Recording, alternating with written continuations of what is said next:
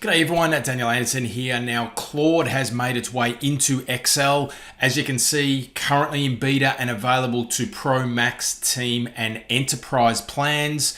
Some would say a direct competitor to Copilot inside Excel. We're going to take it for a spin and let's have a look and see what it is capable of. Now, I'm not a huge Excel user, so I'm sure somebody will let me know in the comments how this stacks up, first of all to Copilot and then to other things as well. So we can see here, I'm on the Claude help page in Anthropic, and we can see we've got a detail overview of what we can expect, right? So we can see here using Claude Opus 4.5 with Excel, additional capabilities here. We've got some shortcut keys, and it tells us exactly how we get started, all right? Claude by Anthropic in Excel is in the marketplace, so we can get it and have it deployed and installed across your organization as well.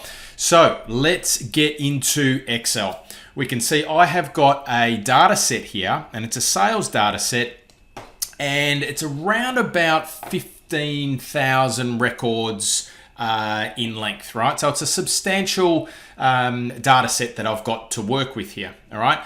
So what we're going to do, and you can see that I've already got this deployed and I've added it, and you can see it sits alongside Copilot in our ribbon, and I can open Claude. Now, if we go back into the Help Center here, if we go up here, we can see now I'm on Windows. I can hit Control-Alt-C to open up the tab as well. So if I go Control-Alt-C, that's going to open up Claude in the panel on the right-hand side. So similar user interface, we've got as Copilot is here, it opens up in a panel. We can see we've got the option here to change our model from Sonnet to Opus here. We've got to clear our chat, and we've got our settings. We've got a few little starter prompts here. You'll also notice here that we've got the ability to change this. So we can either ask for my OK before we do any edits, or we can accept all edits. Now, for the purposes of this demo and this walkthrough, I'm going to accept all edits, right? So it's just going to go off and do its own thing.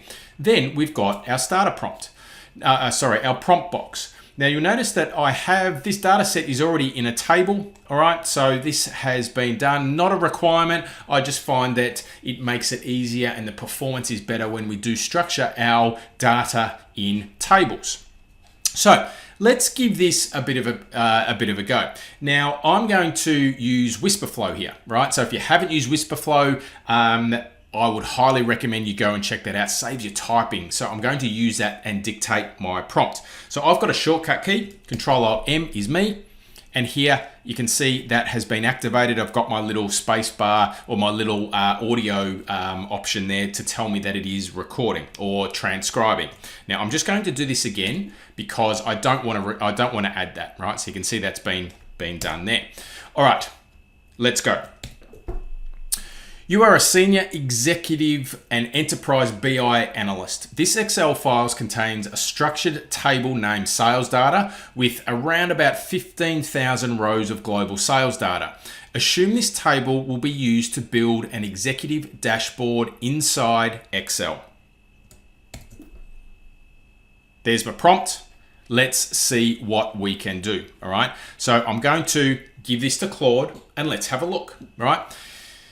Starting by understanding, so this is kind of almost a starter prompt, right? So that Excel just gets, Claude understands the data, all right? So it's getting a comprehensive understanding of the data. Now what this does, when I've done this previously, is it, especially on large data sets, it breaks it up into chunks, into smaller chunks to make it more streamlined, all right? So we're getting a range as CSV, and you'll see here that it chunks it up. So the range here, we've got all of our different ranges, and if I keep scrolling down, we can see that it's getting and it's breaking up this data, right? We've got a row count of 500, okay? So it's doing it in chunks of there, right? Now it's got a thorough understanding of the data set, and now it's going to build a comprehensive executive dashboard. And a dedicated summary sheet with KPI breakdowns and charts. All right, sounding pretty good so far. Now, all the data ready, now it's creating. You can see in the Excel spreadsheet, because I've allowed to accept all edits, it's actually just going off and doing this for me. So it's like your BI agent, right? It's just getting your work done, right? And you can see that it's added a sheet already for the executive dashboard, and it's going to start with the title, the KPI banner, and all the summary tables. We can follow along if we want to as well. So we can see that we've got all the parameters, and we're able to follow along with this process. Now, building the KPI cards and all the summary tables in parallel. So we'll just let that whir away and we'll come back and see what the result is. All right, so it's giving me a couple of things already. So if we go to my executive dashboard, we're about 90 seconds in. I've got some dashboards and figures getting ready and being built dynamically for me. And now it's going off again and generating top 10 countries, top 10 sales reps, and region, year, trend data for the charts as well. All right, again, we can expand, we can see what's going on. And if I flip over to my executive dashboard tab, you can see that this is being built out as we speak. All right, so I'm just going to let this continue on, and then we'll come back and see what the end result is. All right, so now we're adding some charts, right? So it's got all our tables. Now it's adding some charts and adjusting the column widths for a more of a polished look for our dashboard. All right, now you'll notice here that we've got a red line here. So that looks like it's run into a little bit of an issue, right? So it's not found, worksheet with the name, exec dashboard, etc. Not found. So what's going to happen is that this is where Claude's really, really good, is that it's going to just fix up its own errors that it comes up with, right? So you can see that it's now fixing that, and we're going to get all of that sorted. So product revenue bar chart is being done. Freeze the KPI banner rows, and here is the executive dashboard now complete. It's going to give me a summary, right? So we can see that I've got a written summary here. You can see it's now complete. We've got an executive dashboard sheet. Now you'll notice I actually hover over that, and it's got a little bit of a hover effect. So I'm going to click on that in just a minute. We can see that we've got our summary, we've got our summary tables, and again, when I hover, we're actually got a little bit of a hover effect there. We've got 4 charts, we've got some key insights here as well. So let's have a look, right? So let's have a look at this click. I'll click, it actually takes me directly to that tab. What about these ones here? Let's have a look and see. And these are actually hyperlinks to the tables directly from the chat. That is pretty, I haven't seen that before, and that's very, very good. Very, very handy for us, all right? So if I just squeeze this down a bit, we can see that we've got our tables. Now we've got a chart here as well, right? So let's just drag this chart across. We've got another chart up here. So it hasn't put the charts. We can just move our charts around, which is fine. All right. Okay. Let's see what else we can do, right? So let's have a look and see if it can provide some insights. Okay. So again, I'm going to use Whisperflow. Based on this dashboard, what insights could you immediately, based on this let's start again. Based on this dashboard, what insights would immediately stand out to an executive audience? Now, you notice how I messed up that audio, right? But Whisperflow picked it up, and it only brought out and pulled back exactly what I wanted to say. Another key thing. All right, so let's have a look and see what Claude tells us. Great question. Thank you very much. Let me pull up some precise numbers from the dashboard and deliver a sharp executive read. All right. So again, doing some analysis. Remember, this is about a 15,000 row Excel spreadsheet. So a decent amount of data. And let's have a look and see what we get back. So we're still thinking, still analyzing, and we will come back. Here it is. Executive insights.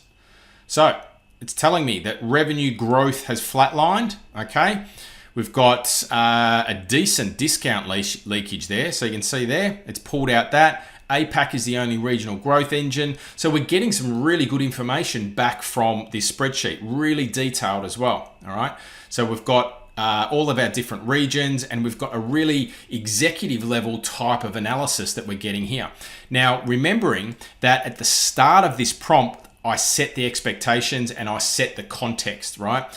Senior executive, enterprise BA, this table is going to be used to build an executive dashboard, right? So that is pretty critical as well, because that changes or can have an impact on how it responds. All right. So let's give this one more analysis step. Okay. What are the 3 biggest changes in sales performance over time, and what are the most likely drivers behind each change? So let's get a little bit more of an insight across our data, all right? Again, analyzing, digging deeper into patterns to identify the most significant shifts. All right, so here we go. Data reveals 3 genuine, let's just see what it's come back with. 3 generally significant structural shifts. Here we go, new customer acquisition in free fall from 2019 to 2025, and we see we've got our numbers here. So it's done a great deal of analysis over this data set. We've got the second one here, all right? 2021 rebound, APAC and EMEA drove the best growth and some figures to support that. And then we've got number 3, okay? And it's continuing on its analysis, right? So Claude in Excel, and you can see the depth and the detail that I'll say this agent, because literally it goes off and does this process for you, right? You give it a task, you get some analysis, and it actually does some work for you. So it is in beta. I'll jump back onto our Claude page here on Claude.com. So Claude in Excel, it is in beta and available to the Pro, Max, Team, and Enterprise plans. But if you are doing data analytics or analysis, I would highly recommend and do check everything from a security, compliance, data access, governance, all of that type of thing. If you're okay, give this a go, because from first and initial look, this is extremely powerful. So thanks for watching, and I'll see you in the next episode.